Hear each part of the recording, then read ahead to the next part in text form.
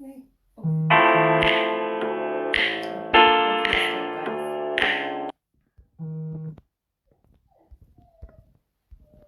Okay. Good morning. Afternoon. Good afternoon. How's it going? Hi. So, welcome and happy Tuesday. And I hope everybody's doing good. Tuesday. God. My body is still in the weekend. Yeah, it does feel a bit Just weird. that tiredness. I think it's because we're kind of getting ready to go back to school and it's like, yeah, that kind of, oh my goodness me. And there's always so much to do around that. I know. You know, getting organised, getting ready, not to mention everything that goes on in the background. So I think it's just as tiring of a week for parents as it is for kids. Like, kids are ready, they're over it, they're like, oh God, just they want to be out of our sight as much as we want them to be out of ours, you know. True. And it's totally fine to feel like that as well. You know, I would talk to a lot of parents and they're like, oh, I feel so guilty when I want to have a break, and I feel so guilty that I'm saying that I could really do with a morning to myself, or I really need an evening off. And I'm like, why are you feeling guilty? Like, we have our kids all day long, and we don't have to qualify the fact that we love them. We don't have to tell anyone that. It's a given. We love our kids. So whenever you're feeling like you need to take a break, take the goddamn break. It's natural. Like, we're better parents because of it. Yeah. And kids enjoy their play. Like, kids love their playtime, don't they? Yeah, 100%. And they go off and they get to have time by themselves, and they get to go on play dates, and they get to go on sleepovers. And in the back office, so to speak, we're still at home doing the washing, the cleaning, the drying, the dishes, everything, for whether we have partners or husbands, or whether we're at home and we're working, or whether we're out at work. We're at home doing all of the stuff when the kids are chillaxing. And we all understand that we had kids and we wanted them, and there was a reason behind it. But again, I find that we always feel like we have to explain ourselves. So you're almost on the back foot going, oh my God, so, you know, I know, and I had killed kids and I love them and they're the most important people in the world to me. But if I could just have a break, if I could just have the goddamn break, it's okay. Good morning, Paula. Good morning, Aoife. And good morning, Terry. Thank you for tuning in to us. Like, it's all right. I actually think from almost the moment of conception, there's mother's guilt. Yeah. Oh my God, okay, now, did I eat runny eggs today? Did I have the blue cheese? Yeah. I'm not meant to have any of these.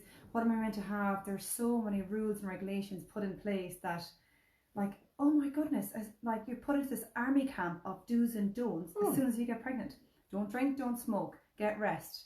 Did I overstrain myself today? Did I have hot baths? Don't have hot baths. Don't do this, don't do the other, don't do this, don't do the other.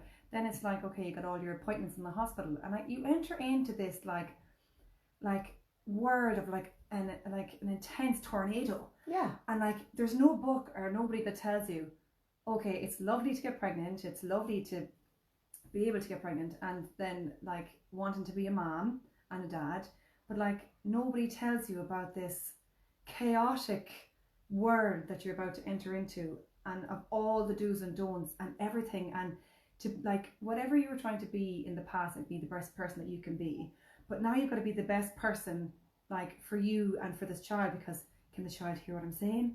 Can they pick up on my anger? Can they pick up on my sadness? And then it goes on to the next stage of, get these bottles, don't get these bottles, feed them this food, don't feed them this food, are you going to breastfeed, are you not going to breastfeed? And all of a sudden it opens your life up to a world of opinions. I know. From everybody, men, women, doctors, teachers. Like, Christ, the list is endless. My favorite saying is, opinions are like assholes. Everyone has one. And it's the truth. Like, when you get pregnant, oh my God, you can't fart sideways and someone has something to say about it. It's like it's like you have now decided to put yourself on social media. Not that you are actually putting yourself on social media, but everybody automatically now is allowed to have an opinion about you, your life, and what you do with this child that's yours. And never mind the fact that you have to, you know, start growing a human inside yourself, and that you have to start thinking about all of the do's and the don'ts. But you also have to do normal life. So you have to do all of the normal things that you were doing before you got pregnant, while you're trying to create a human, no pressure, and do it in the best way possible, but you still have to do everything else. It's marginally easier first time round, in that when you have other kids to deal with as well, and they are like pulling the place asunder, and you're just like, Give me joy in my heart, keep me singing. That's Thelma's favourite song when she's stressed. So if you ever hear her singing it, that's what she's doing. Yeah. Kira was not meant to let you know that, guys. So now I'm going to have to try some other approach. She only does it when she's at home. It's fine, really. Yeah. Never did it in the salon, ever. You're right, though, because, and I have no idea of this experience because I just have Josh. At the same time, I'm a single mom with Josh. Yeah. So that brings its own challenges. Yeah. But I see my friends who have 2 or more kids, and I'm looking going, fair feckin' play to you, hats off, because to be honest, it looks like it's bonkers. Yeah. Just bonkers. Like, you know what, guys? Like, really, as Kira was saying there, like, to add a child to your mix, whatever your mix is, it's like basically we all have, say, 10 ingredients to make a cake, right? And to make this baby type thing. But then you have to add on, like, your own fucking other 10 ingredients which you have, like, in your house. Are you a single mom? Are you you know, are you gay? Are you straight? Was a child adopted? Was a child a surrogate? Did you have natural? Did you have IVF? Did you have this, that, and the other? Is your husband getting on, or do you fight? Are you going through, like, you know, financial difficulty? Like, add all of that to the mix of actually having a baby. Now, don't get us wrong, it's not like beat up about not having a baby, but it's just the things that people don't talk about. And we're leading into the reason that we're talking about this. Because they all talk about all the good stuff, about everything. Yeah. But nobody really gets into, like, all of the other stuff. And basically, it's all about perspective, whether you think what we're talking about is good or bad. Mm-hmm. But we, like, this is our main thing, is that we want to bring up stuff that is not necessarily in the textbooks, but it's what stuff that we talk about maybe at home or with our girlfriends that isn't aired out in public. And so feel free to kind of jump in here and let us know what you think. Yeah. Hey, Michelle, how's it going? Hey, Jennifer, how's things? I can't get rid of this. Well, whoever's there, I can't throw you in the bin. I'm sorry. I love you whoever you are, but you're on the side of my screen and I can't get rid of you. So you can just be here. So the whole reason that we came on today was to talk about the balancing act that is parenting, working and life. And I was having the chats last night with a friend, and she was saying how it would be a great topic to bring up because we were both talking about our different perspectives of it.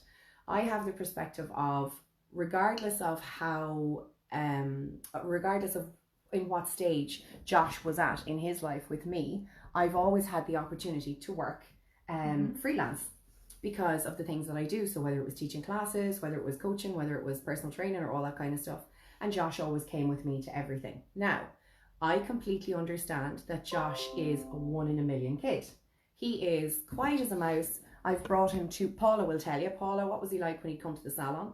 You know, I'd be 4 hours in the hair salon with Paula and he would, that wouldn't work in my life. He would drink his bottle, he would vomit. Fia would come along and Fia would clean up because he had reflux.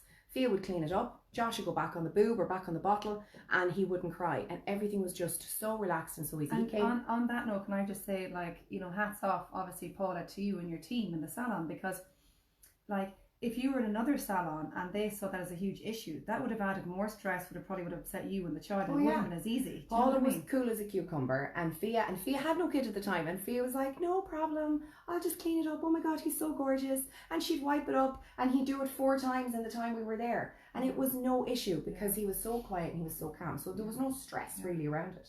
So I had him everywhere with me. I taught sports courses in college, and I brought Josh at 2.5 years of age to the college that I was teaching 16 boys, 16 over 18-year-old boys, anatomy and physiology. And he sat on the massage table and he rhymed off all of the muscles and all of the bones in the body because he was listening to me all the time.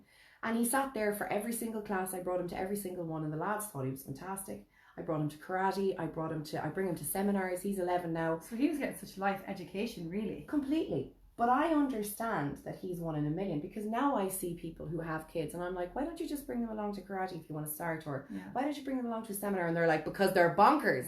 And I'll bring them in. It was normal. Yeah, and I'll bring them in and they'll wreck everyone's head and they'll be really noisy. And I'm going, that must be really hard. It must be really hard to give something up that you'd really love to do because of whatever way your kid is. And that's not saying anything bad about anyone's kids because every kid is different. I'm not saying my kid is a saint, so am I so lucky? I am, and I know it. But what I am saying is it's quite hard to be a parent when you have to give things up that you'd really love to do because you are making room for this person who you decided that you wanted and who you created, or these people who you did that with. And you have to really be mindful of the fact that in other situations they might wreck everybody's head. So I see that in other people who have kids. And that's only like the tip of the iceberg. When you're looking at parents who have any amount of kids, you're working, and let's address the first thing. Being a mom is a job. It's the best career you're probably ever going to have, because it's going to teach you the most, in my opinion. Yeah, it is your best teacher in all of it, like good and bad. Like, it teaches you so much about yourself, and as they get older, they mirror so much of you and you of them. And the stuff that we don't like seeing ourselves, we can see our kids then maybe doing it. And that's a good opportunity for us then to kind of reevaluate and think, oh my God, is this the kind of human, is this the personality I want that person to have? Because we're influence of their personality. Is it 5? By the age of 7. By the age of 7, we've had the most effect on our kids. So their personality is completely developed by the age of 7. No pressure. You know, I was just thinking about myself. You're sitting there going, and when I heard that, I heard it years and years ago, I think when Josh was 3. Now, we have a very unique bond. So when I heard it when he was 3, I was like, oh damn, I think I've done everything okay. I think I haven't screwed him up. Have I screwed him up? What have I done? What have I done over the last 3 years? Have I slapped him? Oh, I'm sure I've slapped him. I might have slapped him once. Oh my God, what did I slap him for? Oh my God, is that going to be him needing therapy forever? What have else? And you literally talk yourself in circles, and that's before you have to. It is. Jesus Christ, like, excuse my language, but I take ourselves off the grass. I know, right? Like, do you know what I mean? I don't even know how we get out of, well, okay, some parents maybe aren't like this, but I don't know how we get out of bed in the morning sometimes. Like, between like I would feel like, did I really feed them the right cereal? Did I do this? Did I do the other? And whatever else. And you know what? Then I kind of worry myself, okay, what have I done today that I think is good enough, right? Like, did I feed them the right food? Did I do enough entertainment with them? Because every age is different. And so mine are only young, they're like 4 and 5, so they need loads of attention, like they're dependent on me all the time. And well, that's because their dad is out working. And I know it's different for different strokes when some mums are out. This annoys me. Yeah, some mums are out working as well, but then, like, you know, are they both working? I know, everyone's working, but I suppose we can touch on it, but go on. Yeah, but and then you see, then when Damien comes home, I say if it's at a weekend then, and I would do my routine of what I would feed them, but then I take on board then Damien's opinion. So what does Damien think is okay that I feed them, do this, that and the other, and what they do and what they don't do, and have you not done this and have you not done the other? Not that he's given up, but just his mindset of what he thinks is right and wrong. And then, so you add that into the mix as well. Yeah. Do you know, and it's just the balance. It's like, and it's just to know that sometimes you're not going to get it right. In fact, lots of times we're not going to get it right. It's just the rule book. And but and like, we don't have any rules, right? We don't have a rule book for how to be as an adult. We're actually learning as we go as well. Just as much as Josh and Jonah and Moses and all of your kids are actually only learning too. And actually it came up when Josh was in junior infants. Now you'll get a laugh at this. He came home and they had homework. I can't handle homework. I'll put my hand up and say I'm the most relaxed parent in the world till it comes to homework. Oh my God, my poor child. He was only 5, right? Well, 4 years and 11 months, and he came in. And a great saying that my dad used to say was, don't measure somebody by your own yardstick. But I didn't think of it in the moment. And I was sitting at the table with my child, and he's not even 5 years of age, and I was 30 whatever. Good boy, Josh. And he was 30. Oh, Josh, put him out into the crate, please. Good boy. Yeah, he can't come in here. That's not her other child, that's the dog. That's the dog. I love him. He is my other child, my fur baby. Go on, off you go. I'm showing him. So I'm sitting down beside him and he's doing something. I think it was maths. And I was giving out to him. I was giving out to a 4-year and 11-month-old child for not being able to do what I thought he should be able to do as a 30-something person. And about a week later, we had had war, we had had tears, we had had tantrums, we had had copies thrown. It was not like him at all, and half of it was me. And I sat down and I went, don't measure him by your own yard. Oh God. My dad, thank God, came into my head. And I sat there crying my eyes out going, this is not worth it. This is not, we won't do this again. And for the rest of the time I said, this is going to be a whole different ballgame. We're going to relax. It's going to happen as it happens. After that, it took 20 minutes to do homework because I was sitting asking him, I was sitting teaching him, I was helping him. And we do these things all the time. We don't know how to be they don't know how to be. Yeah. It's all a learning curve. Everyone has to give themselves a bit of slack. If you're not neglecting your child, if you're feeding them regularly, if you're giving them love, security, and a roof over their head. And the doctor said to me, I was telling this to Thelma the last day, I was always really good with feeding Josh whatever he needed, lots of healthy food. But he went through a really awful phase of not wanting any fruit and any vegetables. And I went into Sharon. Yeah. I went into Sharon Collins and I was like, oh my God, he's not going to get the nutrition that he needs. And this is going to be terrible. And she turned around and she goes, are you feeding him? And I went, I am. And she goes, what is he having? And I said, well, at the minute he only wants nuggets and chips. And she goes, Ciara, relax. Kids get the nutrition they need. Once they're eating, they take the nutrition that they need from the food that they have. Don't panic. What else do you give him? I said, well, I give him Greek yogurt and honey. And she was like, well, that's brilliant. Aren't you fantastic? And I went home and I sat down and I relaxed. Yeah. And I took the pressure off. Yeah. And he's a very healthy, fine young man, and I haven't died, and so we're coexisting quite nicely. Because like it changes all the time, like you almost every 6 months. So like what he is this 6 months may not be the same thing, say next 6 months. And like I'm in a little bit of that predicament now that you can basically slightly force or blackmail your kids at 4 and 5 to eat certain things. Like you are not allowed to do this, and you cannot do this. And you're not going to do this if you don't have this. And they're like, okay, because they don't realize yet that if they are stubborn and boss you about that, you know, they too could just turn around and say, no, I'm not having that. Yeah. Well, actually, mind you, my eldest is like that. I can twist his arm a bit. But my youngest, Jonah, oh man, he came into this world knowing exactly what he wants. And he teaches me every day. Obviously, both of them do. But Jonah teaches me boundaries every day because I can't push his boundaries. Okay. Like he is solid. Like if I say you have to eat this, he's like, nope, and he won't have any of it. But yeah, you have a time frame that you can actually feed them like good healthy food, because then friends of mine have told me that you do enter that period where they're going to other friends' houses and different things, or they're going to birthday parties and they're going to have the sweets, they're going to have the sugary drinks, they're going to have this, that and the other, chips and nuggets. And unfortunately a lot of places on kids menus, that's all they serve. Now we have become good as a nation, better as a nation, that now they're given like proper adult food but in smaller portions for kids. So yeah, I'm a little bit in that kind of get as much goodness into them as possible, because I know it's going to hit, which is starting to hit now, of having the junk food and that. But that just goes back again to what we're saying about balance and that, you know. Yeah. So let's touch a little bit on the whole working thing, right? So everyone has a different working situation, right? So the first thing is, being a mom is a job. I really, really feel so strongly when people say, oh, you're just a mom, or, oh yeah, she's a stay-at-home mom. Well, it's a conversation stopper. I know obviously there are stay-at-home dads too, so just to be inclusive, but like when I'm out, and so I give up my hairdressing career to be a stay-at-home mom for a period of time. My son was sick. I suppose actually, I don't know why. See, even that, I'm justifying why I had to be a stay-at-home mom. Isn't it awful? Because I feel like I might be more recognised stay-at-home mom because, oh, my son was sick, which he was. But it was a choice to be at home for a period of time. And when people say, oh, what is it that you do? And I hate that question, simply because when I say, oh, I'm a stay-at-home mom, it's actually a conversation stopper, because there's no common denominator. There's no, like, say, mutual ground that you can discuss stuff on, unless the other person you're talking to is in the same boat as yourself, and then you can waffle all night long. Yeah, and then you almost feel like you're justifying it when you say I'm a stay-at-home mom, but I was a hairdresser in a past life. Yeah, I do say that. You know, and that's like, it's almost qualifying the fact that you're a valid human being because you had a job. Yeah. Because as a mom, you're not a valid human being to stay at home. And you get from people saying, oh, isn't that great that you could be a stay-at-home mom? Yeah, I'd love if I had that chance or that choice.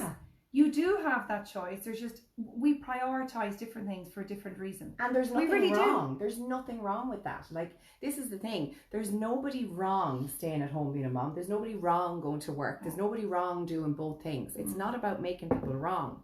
It's about actually understanding that there are so many different ways to parent. They're all okay, but they all bring their own stresses. And I'd like to mention something. I see it, and I see it with all of my friends who have partners and who have husbands. I'm single, so it's just Josh and I. And I have to say I prefer it that way, and I have preferred it that way up until now, because I get to be the responsible person in his life, and I get to do and say and be however I want. so I don't have to ask another person for their opinion, like you were saying, you know. And Josh is how old now? He's nearly 12. Okay, because you just said that you were happy to be that way up till now. So Yeah. I was wondering if his age has come in for it for a reason. No. Now I think it's just, no, that's another conversation. It's okay. Sorry. So I prefer to be like this because I'm watching my friends and they're not in bad relationships. There's nobody in a bad relationship. But what I'm seeing is, and you can correct me if I'm wrong, if anyone is in this boat, is that men have a much easier time parenting than women do. This isn't a bashing men session. This is something that I'm observing. So women, we feel the need to nurture. We feel that we have to do X, Y, and Z. We must cook, we must clean, we must work, we must be at home, we must bath the kids, we must make sure the schedule is, all sorted. We must make sure we're picking up and dropping off and bringing here and bringing there. Activities have to be sorted. Most of the time, from what I'm seeing, is that when women, if a woman decided that that was something that she was going to take a week off doing, it may not get done. No. Because men don't see into things like that. Yeah. So I think from like me being in that perspective, I feel that the underlying thing in that is that I constantly feel like I have to prove myself, because being a stay-at-home mom is not good enough. You lose your intelligence in a sense, because you're not keeping your mind as active with chatting to say adults and stimulating your brain like in an adult way. It's not a baby stuff that you have to go through, going back to brass tacks, back to the basic foundations. And I think, as you said, I don't think I think that when you're a stay-at-home mom, that your opinion and that you as a person isn't validated, and so therefore we think that job isn't good enough, and so therefore we're constantly trying to prove ourselves that actually, we are great because I can multitask and I'm so busy doing this and this and this. Whereas I read one time online saying, why have we become a nation of where it's so important to be so busy, and it's really good to be seen that I'm so busy all the time. And why can't you say, well, actually, no, I'm not busy. Yeah, I'm actually doing nothing. Yeah, and it's okay. So, and going back to your point where you were saying about how women do this, or that women are better than doing that than men, I think it's because. Please tell me how this ever happened, because I'd love to know how we can balance this or role reverse it for a period of time. Why do men do what they do and just don't care about what other people think? They just do what they do, and whatever they fit into their day and whatever's happened has just happened, and they don't have judgment over themselves at all. If the house gets a mess or whatever happens, they might feel in the moment, well, we just played together all day, and that's absolutely fine. And I'm not saying this is bad. I would like to learn that I'm just happy doing whatever it is that I did on the day in that moment, and not have guilt over anything else I did. Is it because when the men come in, they're like, Jesus Christ, what happened here? And you have to kind of keep everything, above board, and the house clean, like you were saying, and everything done and everything organised.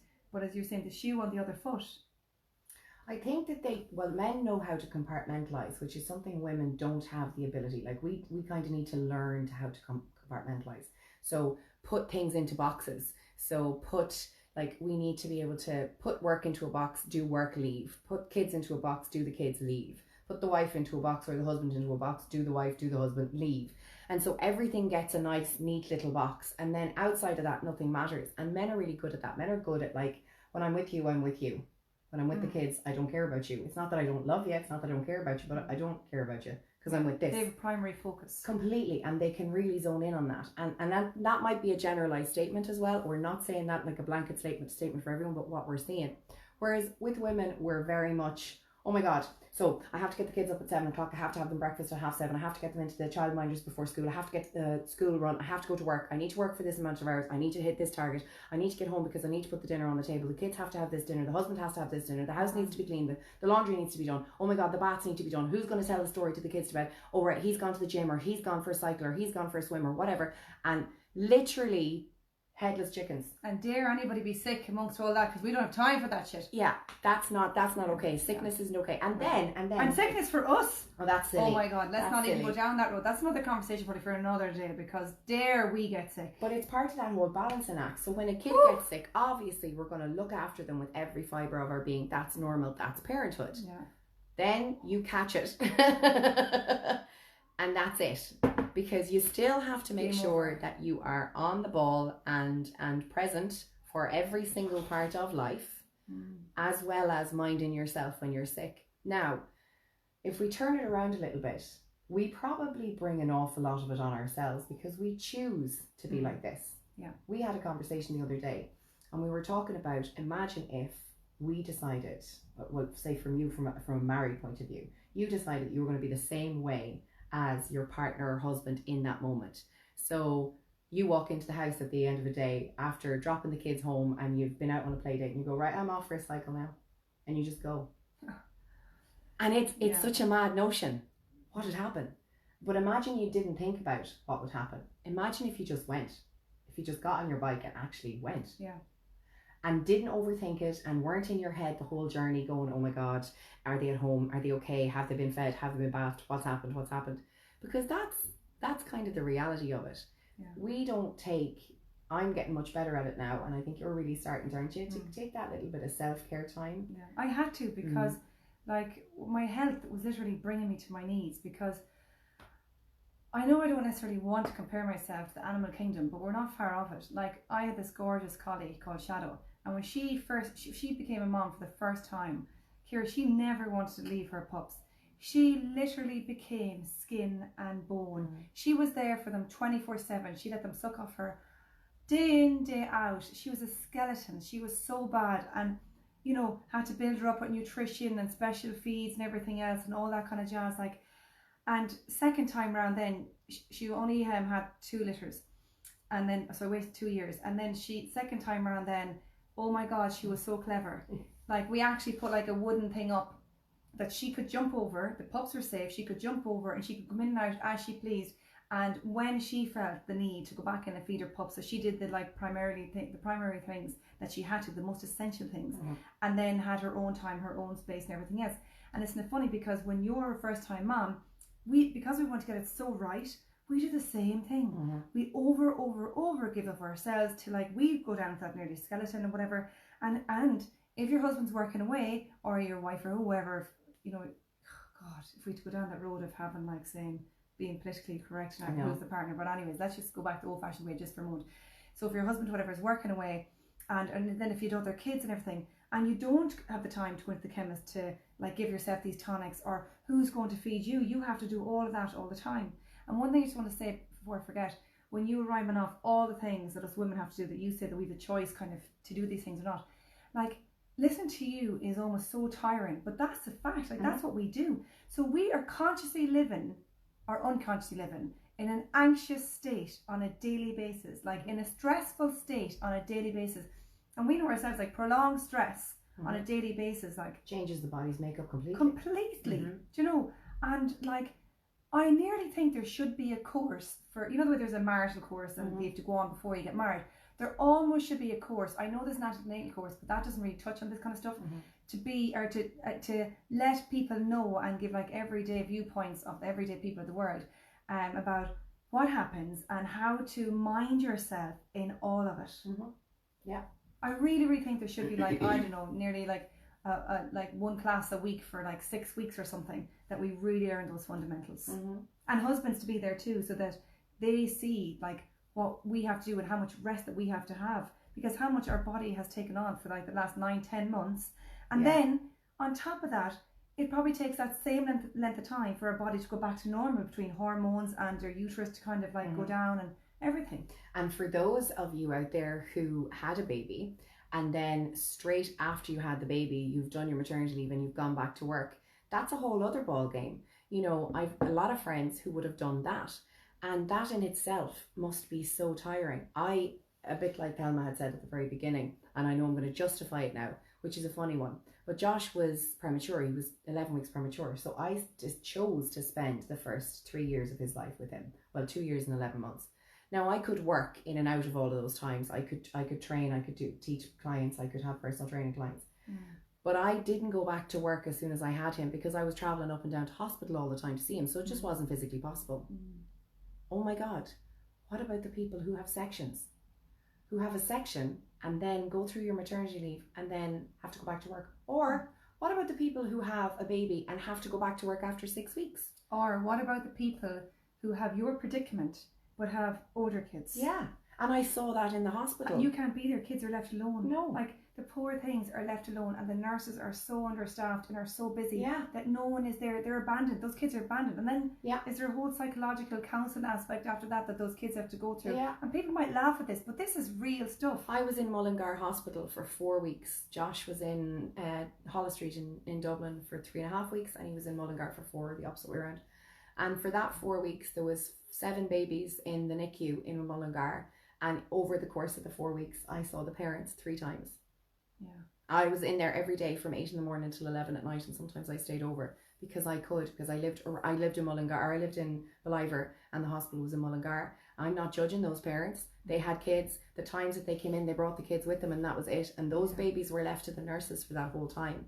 There are such emotional pulls on parenthood. It's the best thing that I could possibly have ever done in my life. I have never been so happy about being someone, a mom. I know that I'm so many other things, but that's one of my favorite things about myself, is to be a mom. But damn, there are emotional pulls left, right and centre between work, between life, and then you take into the mix living, right? So on top of having to do the big long list of stuff that I said, you're supposed to take time for yourself and live your life and enjoy it. And then to add on to that, the thing they recommend nowadays is that if you have more than one child, to get that one-on-one time with that child too. That's great. Yeah. How does that happen? So if you have triplets, how does that work? Well, I know a friend of mine, she's got 4 kids. Well, actually, I've got a few friends who've got 4 kids. Like, you know, one of them works part-time, one of them works full-time, and their husbands work full-time. And then they've got like an array of ages. And then to try and do everything that we just said there, and then try and get one-on-one time with the child, do people who come up with these things that we should do, like, do they have kids? Well, it brings me back to something that I work on sometimes with clients, and it's who created our rule book. So if you were to sit back and you were to think about who made you do the things that you do, nobody made you. Nobody made me. Nobody made you. We decided, because of some misguided notion from somewhere way back there, decades, maybe even centuries old, that this was the thing that we had to do, that this was the role that we had to play in our lives, and that this was how we had to do it. So to be a successful mother, whether it's working at home or working in a workplace, you have to get up at 7, do this, do this, do this, do this, do this, do this, do this. It's like being in a horse race, right? Literally, to get to the end of the day where you put your head on the pillow. But nobody told us we had to do this, right? It's like a secret code that has made its way to us. Well, I don't know if I fully agree with that, because I think that, you know, say with kids and that, they learn from learned behaviour. That's what I mean though. Right? So, sorry, it's me caught my throat there. So, we have learned from external influences. We've learned, like, subconsciously, right? We actually take on so much stuff. Like, they say that 80% of communication is non-verbal, right?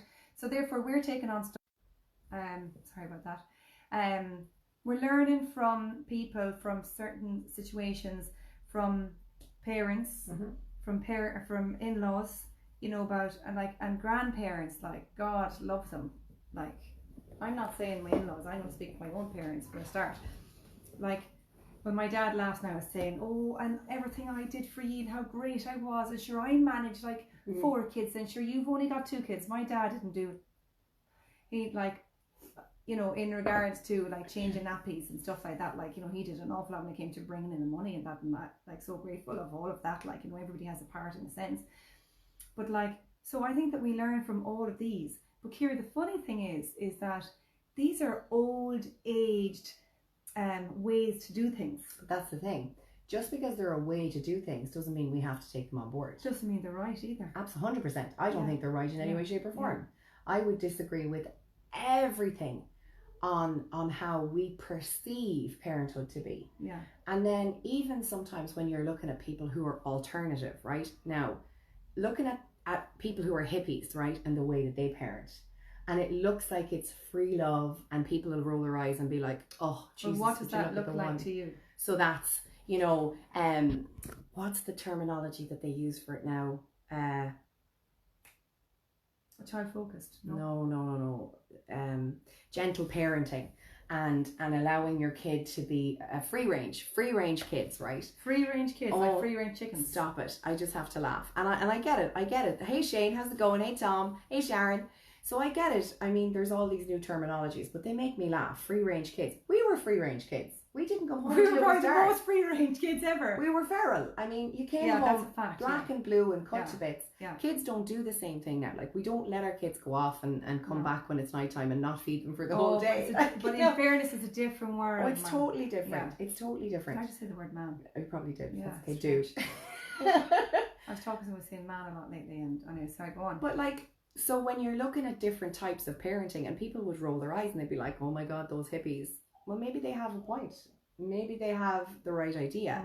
And I'm not saying they do or they don't. I'm saying maybe they do. They're fairly chilled. There doesn't seem to be very many rules. I'm generalizing because I don't know, but from what it looks like from the outside. And their kids are more relaxed. They seem to be more feral and more wild like we used to be.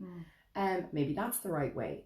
I think every single family, every single mother and father, or mother on their own or father on their own, or whatever your situation is, has to find their own way instead of doing the same thing that was done before. Because imagine, right, look at our kids. Look at Jonah, Moses and Josh.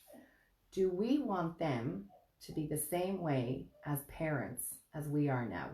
That's a big question. Ciara, on that, I was going to say that to you, that every generation tries to be different from what their parents were. Because, like, say, I feel like I'm beating up my dad. Love you, Dad. Right? But my dad wouldn't have been one to tell you he loves you very often. Yeah. Or he wouldn't be one to give you a hug. It's like a penguin hug like this, you know. And yet I've come to realise lately that he's the most emotional person, like, you know, and he wears his heart on his sleeve. But he didn't wear his heart on his sleeve with those kids, right? He's so strict. But anyways, there may be issues here, guys. There's issues.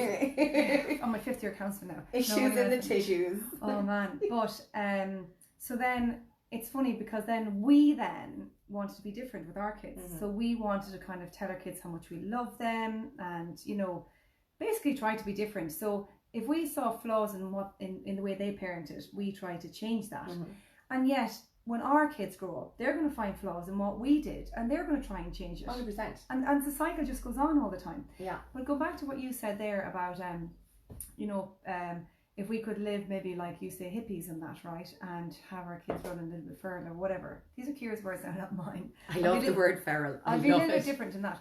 But again, that's about acceptance. It's about non-judgment. It's about staying true in your own truth. And I think it's about social pressures and friendship pressures and who your friends are. And the reason why I'm saying all these things is because if I was going to do something like that, then my circle of friends may change a little bit because we tend to like meet like with like. And so they, once you this is about everything here. Like if you change any aspect of your life, it automatically changes everything. It's a ripple effect. Yeah. They want to change, or they're looking at you going, why are you changing? And eventually you might just fall away or whatever, right? So the same thing is that like with that, and then so if I decided, you know what, I'm going to let my kids have a bit more freedom. And I'm going to let my kids, they have maybe 2 sports in the week. I'm not going to have them involved in every single thing like most people have. Then it's to like stay true to that decision that I made or that we made, myself and my husband, and not feel guilted by what our parents may say or our friends may say or other kids say to my kids, like, oh, you're not going to do this, you're not going to do that. Like computers, you're not going to let them have this, you're not going to let them have that. Oh, look at the pressures.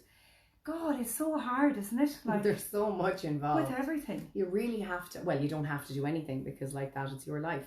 But you nearly have to step back and go, I don't give a shit because it's the only way I'm going to get through this. I'm going to teach my kid that they're to be happy in their own right. I'm going to be happy in my own right. We're going to do what's right for us. Nobody else matters. And then, like you're saying, stay strong in that. Yeah. I think that, we might do a conversation with that sometimes, or like Ciara does a lot of inner power in that, and I think you've got a course coming up on that at some stage. On the 31st of August. 31st of August, yeah, and if we could maybe, like, if we got taught this before we had kids, or even as a kid, that we learned about our own inner power, and that we learned that if we can stay true to our own truth, that, oh my God, like, how amazing would that be? Because when somebody gets to know you in that personality, and that is how you are, they're not going to expect anything different. They just know, oh, well, you know what, Thelma's like this, and this is just how she is, like it or not, this is how she is, right? And then you attract either people into your life for that, or whatever the case may be. But it's harder to actually change yourself to say, do you know what, I'm actually going to stand on my own truth anymore, and I'm going to stand up for what I believe in, regardless of what anybody else says. Well, it makes everybody have a brain fart around you, because they're not ready for it. Yeah, they're just full of opinions then, and they don't want you to change, because you said the ripple effect. So it is awful hard to do that. But imagine, like, if we just slowly chipped away like it, that, how amazing that would be. Because it feels good to be in that energy. Like, it really does feel, and then that saying, your vibe attracts your tribe, is really true. Like, when you're true to yourself, that's the kind of people that you'll just naturally attract. And you know what, Ciara, I actually reckon that is the key to success. Success for everything, whatever success is to you.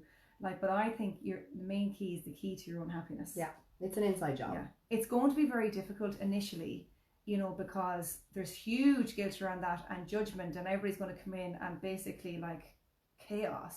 But if you can have blinkers on and kind of keep walking through that fire, and you come out the other side, I think it's like going to come out the other side into, like, nirvana nearly, like, that you're going to be like, oh my God, like, this is what it's like to be in my own power. This is what it's like for me to be my own human, to be my own person. Because how many people say, I know it's going to be off the point, on their deathbed, I wish I had more courage to this. I wish I didn't work so hard. I wish. But what if we actually put all those wishes into practice while we're living? Yeah. When we're in our healthy self. Yeah. I had a fantastic call this morning with a group of people who I'm doing a mastermind with, and it was a bit like that. You know, it was all about doing the things right now. And you know me, I'd be a doer. Like, I like doing things straight away as soon as I have a thought. And we were talking about that, and we were saying, that's correct. Yeah, you know, imagine if we just did the things that we were called to, or did the things that we were nudged to do, and just got up off our arses and did them. And when you do those things, you don't have that wish, because you're living the wish. You're living it, you know, and it feels really good. And I suppose when you're taking it all back to the whole balance and life and the work and the parenting and everything that goes with it, there has to be a moment, or times in the day, or times during the week, if you do it like out over averages, times of the week that you take those moments to live those wishes for yourself. Because at the end of the day, we're teaching our kids how we are, and they're mirroring it. So if we do the things that we really, really want to do, and if we be the people that we really, really want to be, that's what they're going to see. They're not going to see this. And okay, actually, because if we don't, nothing changes. Well, exactly. But you said when you came in that you were listening to Mel Robbins this morning, and she was saying that she doesn't agree with this whole, you know, work-life balance and having everything in a box. Yeah. And I love the way you put it. Do you want to tell them? So she basically said that it's all about, like, boundaries, like in regards to work. If you can have strict boundaries around your work, then that makes then more space for you then to create that little bit of balance then with your family. Because she said, like we were talking about, sometimes it's not always going to work out like the way we want it to work out, but at least that's kind of in our space and in our time, and that's fine. But just around basically reiterating the work-life balance, never mind our own everyday life with our kids and our family and everything else, have boundaries around your work. Once people know what the story is with your work and what you will put up with, like Holly Willoughby said that she is viciously protective over her time with her family. So, and she is so strict. Her work knows that she does not sway. She has her set times, and she will not go over that. And isn't that amazing that if we could let our workplace know that this is how we are, they will gain more respect for us in the long run, and say, no, hold on, Thelma said that she's done at 1 o'clock. Now, I do know that can be very difficult if you're new in a new workplace, and that you probably would have to have a bit of time there and respect built up in your work. But I think that once you get that, you're on the pig's back, because then again, that will kind of emanate itself then into the rest of your life. That if about boundaries, I know that we said we might discuss that again when it comes to boundaries. I'd probably disagree with that. I'd nearly say that if you were to start a job, to start as you mean to go on, So if your work hours are 9 to 5 and they want to keep you until 5:15, but you said 9 to 5 and you've given 100% of yourself in that job, that you say, no, sorry, I'm out of here at 5 o'clock. Because if you've given the best of yourself in a job, they can't ask more. That's it. They can, but you can say no. That would have been fine, say, Ciara, back before 2008. But like since the whole recession kicked in, like employers have taken advantage of staff members because they know that jobs are basically disposable nowadays. They can get rid of you, you're disposable. Like, oh, I can get somebody else because there's so many people out there who want to work. Looking for so work. They have you by the short and curlies. And that's so why I don't work for anyone. That's why I work for myself. They have they don't have, and not all places, but a lot of places don't have respect for employees because, you know, it's been tougher for them too. Like inflation has rose, everything is harder for them. But I think it was a bit like, you know, when we changed to euro, like they rounded everything up. So they basically worked it to suit them. You know, and I think that bosses have done that in that they, since like the whole recession has come in and things have changed with money wise and wages and everything, they basically have decided, well, I'm going to have the staff that I want, get rid of the ones I don't want, and I'm going to take the piss out of them and say, well, I don't need you because I know I can get anybody walk in my door. So we can't go in there and say, look, I'm only working 9 to 5 and that's it. We can go in and say, listen, my ideal hours or whatever are 9 to 5, and by the way, I want holidays and whatever, or even like if you have kids and you're doing a part-time or your child is sick. That's why there's so many more flexi contracts now as well. Yes, thank God. And it's a good idea. A couple of my friends have set up businesses where they're hiring people on consultation contracts. So say, for example, you're someone who does payroll. Rather than a business employ you full-time, that you're going to go in at the end of every month and you're going to do the payroll for the end of each week, and you're going to do the payroll for the staff at the end of each week instead of being in the office all week long. So you're being contracted as a consultant to come in. So it's part-time work, but you're getting paid more for the one job than you might possibly be, and then you can work 5 different jobs in 5 different places. 5 different days of the week and probably get paid more money than you would if you're in there for a job. I mean, there's so many more because you've got to pay your own taxes then, so they don't have to pay your taxes, so there's a bit more flexibility, but we have a lot more options than we used to. I think sometimes as well it's maybe looking outside the box at what's potentially available work-wise. Like if you have a job and you like your job, that's fantastic. If you have a job and you don't like your job, can you think outside the box and figure out what you might be able to do? I have to say, the recession was a fantastic thing to happen for people to set up their own businesses because it made so many people have to go, right, shit, I can't provide for my family because I've just lost my job. What do I do? Not everybody was like that, but it did give that, oh my God, I'm going to need to think outside the box here. And people are doing that more and more and more now. 100%. Like on that, Ciara, like, you know, we talk about, say, having balance, and we talk about, say, adults, and we talk about children.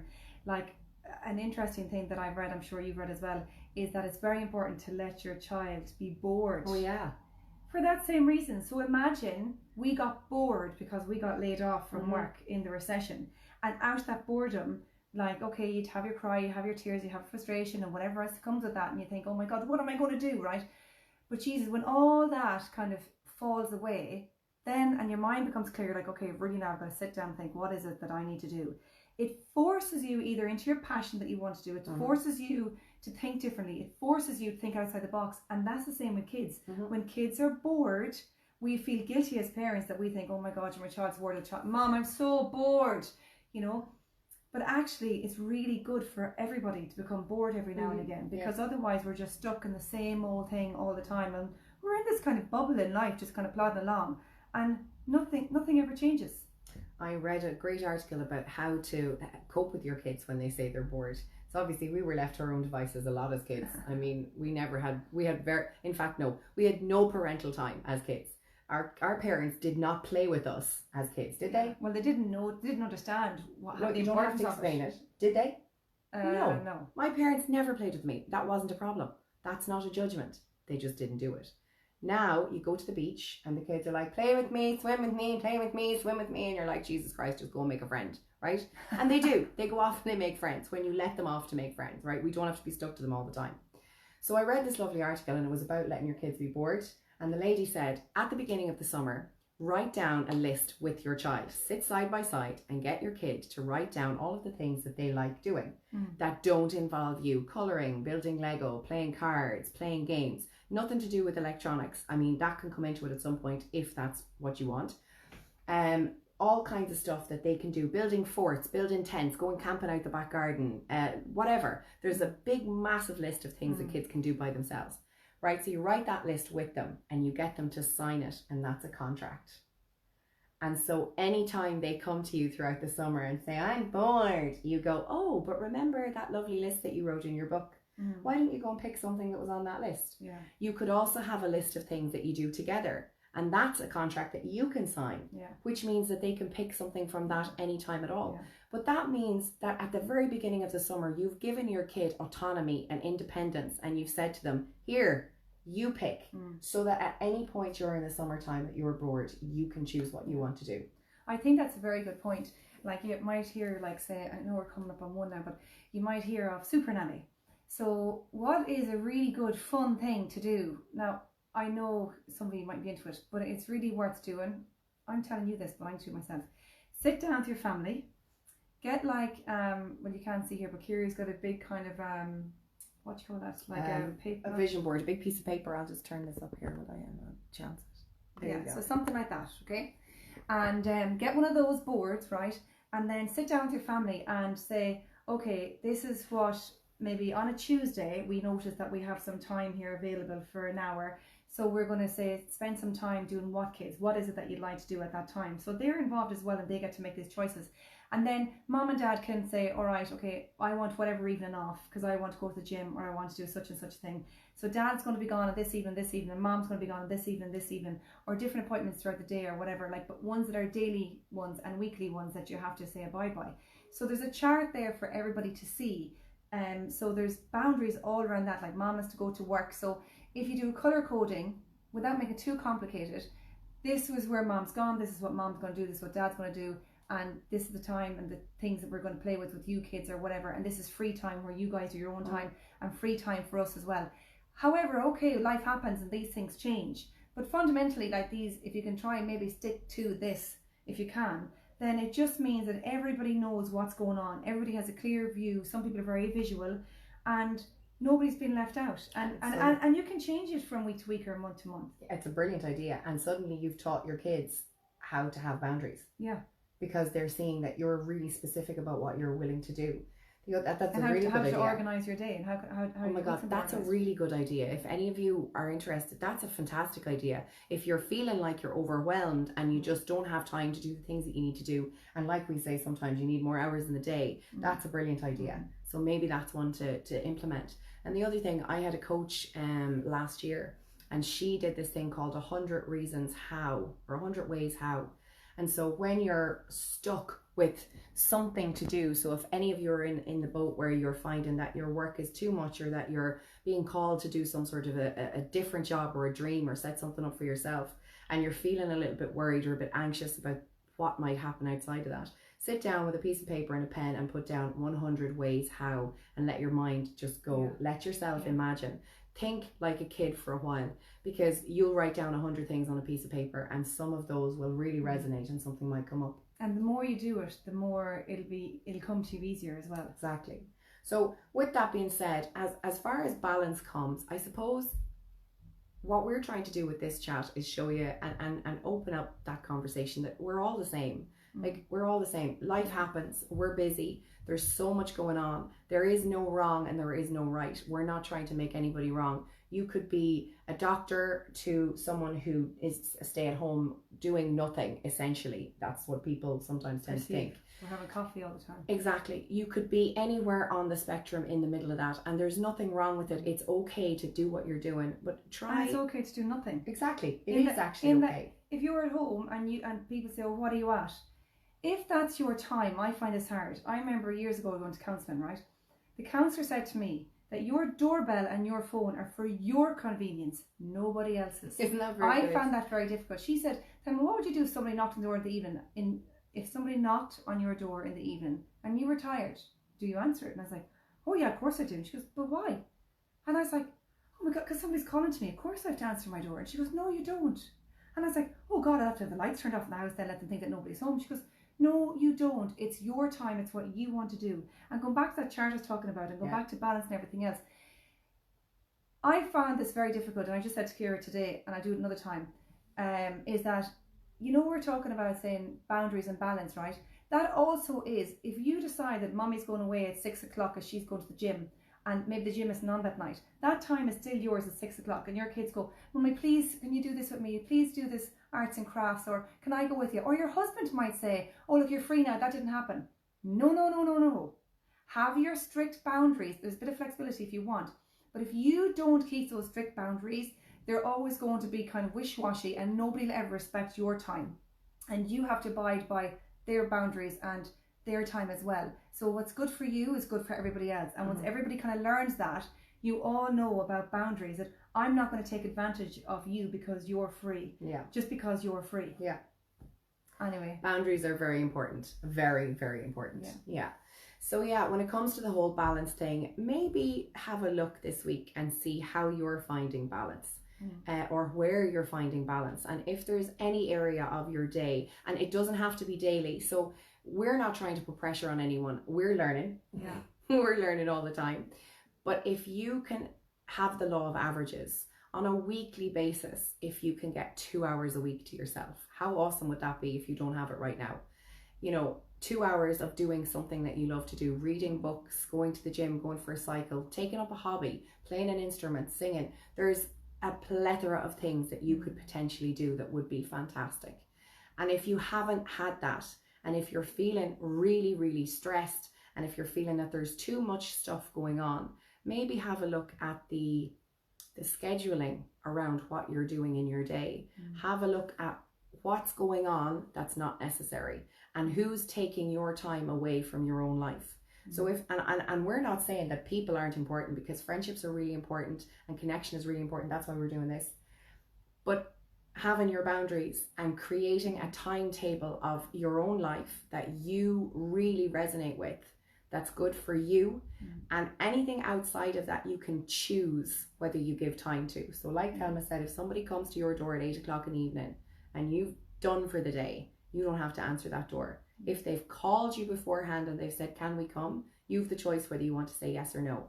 And that's okay, whatever your choice is. Completely. Yeah. And the more you give set your yourself, boundaries, they would appreciate, go, no, she said no, and that's it. Yeah. And you know, there's always room around that. If somebody rings you at 2 o'clock in the morning and they need to have a conversation, they're ringing at that time for a reason. Yeah. So those are different. We're talking about scheduling your days and your weeks and your months so that it suits you, and that you find a way to take down the stress and the pressure, because that can build up and it can make you want to explode, and that's no good. Can I just fit in one thing there? If you're somebody like me who basically lost myself being a mother and being a wife, we might do that again, like, you know, reconnecting with yourself and about refinding what it is that you love and your own passion. I had to sit down and actually think, what is it that I actually like doing with myself? And so I actually had to, can I just show this? I won't show the front part. There's it's a whiteboard on the other side, okay? So I actually had to get one of those and put it up on my wall in my bedroom and write down the things that I wanted to do when I'm free. So whether it's giving myself that facial, or I've got like feet cream or foot cream that I haven't used in forever, it's probably gone mank now. Just little things that I love doing myself, or you know, I wrote a happy journal, and we can tell you about that again, just where I put in like my favorite song, my favorite chocolates, my favorite video, my favorite poems and everything else. That it's a go-to area for me, that when I have my own time I can think, right, what am I going to do for me now? Yeah. Because it's like the board list for the kids. You've just created yourself a list. Yeah, fact, exactly. Yeah. And it's because I can't tell you, like, there's many times that I have that hour and I just wasted on fucking, excuse my language, Facebook or some type of shit, because I'm like, oh, I'm free. Or you might realise when you're in the evening and you got that hour free and you're sitting there and you're like, oh, thank God, I'm so tired to get that hour free. And I'm like, oh my God, I'm still watching Peppa Pig. It's happening. Like, I'm actually watching Peppa Pig. Yeah. Do you know what I mean? So if you have that list for yourself, you can say, right, okay, it's 4 o'clock. I've got my hour. What am I going to do with it? And you can go to bed. You can do what you want. Yeah. You can go and get an ice cream. Yeah. You can sit on the couch with your feet up and run around snooze. naked. Doesn't matter. Naked is good. Not for me, but anyway. So let us know, or if you have any ideas what you think that would be good for people who are trying to get the balance or boundaries or whatever, let us know. Yeah, and if you have any topics, please, I know we say this every week, and I've had a couple come in last night. So one of them was what we discussed today. So that whole balance around life and work and parenting. And another one was the cost of schooling and schooling in general. So that's probably going to come up in a couple of weeks. That actually came up today on CRCFM radio station. The lady on there, her children are going to college. Oh yeah, that's a whole other ball game. Yeah. So if you guys have any topics, if you want us to talk about anything, I think we might have a pretty big one next week. We'll have to have a discussion. Yeah. But so, like we said, we're willing to talk about pretty much everything, and we're happy to take on board anything that you would like us to say. So we're also on YouTube, Ciara Heenan, Pelma Gibbons. If you'd like to subscribe, that would be great. YouTube, yes. So have a great day. Okay. Lots of love, guys. Thanks for watching.